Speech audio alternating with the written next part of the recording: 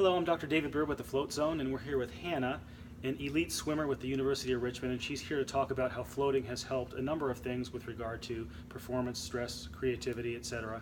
And so, Hannah, tell us a little bit about how floating, the float experience, helped with your performance this year with your swimming. I think the effects of floating are practically immediate. I had my sessions Sunday morning, Sunday afternoons, and then I would have practice 5 a.m. on Mondays.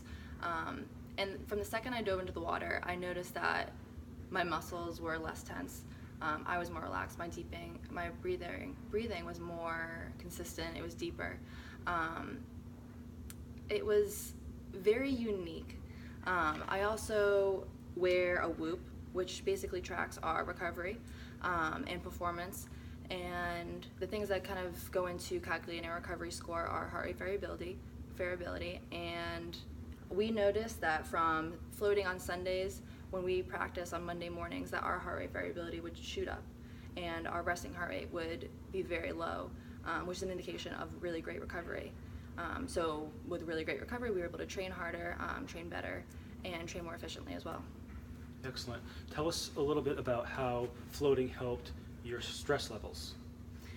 Floating essentially is a meditation, I mean, for me personally, and that's essentially what it is. But there is something freeing, like I've said, about being suspended in the water with no gravity, and being away from other distractions. I'm not near my phone, I'm not near my computer, other people, and it really gave me the chance to be alone and be present.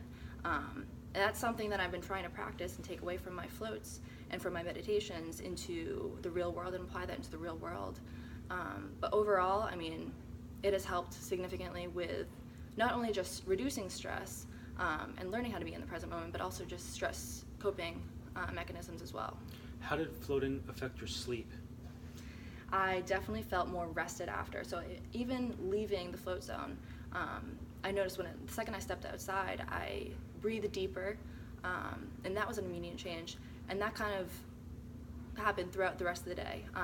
Even when I was trying to sleep, laying on my back and breathing, it was very easy for me to fall asleep as well compared to other nights where I might be tossing and turning, thinking about what the next day is going to come, what practice is going to be like. So definitely it helped me stay asleep throughout the night as well. Did it help your creativity or your focus or your performance in your school activities? Mm-hmm. I definitely noticed that. I was more attentive to detail. I was able to stay attention longer.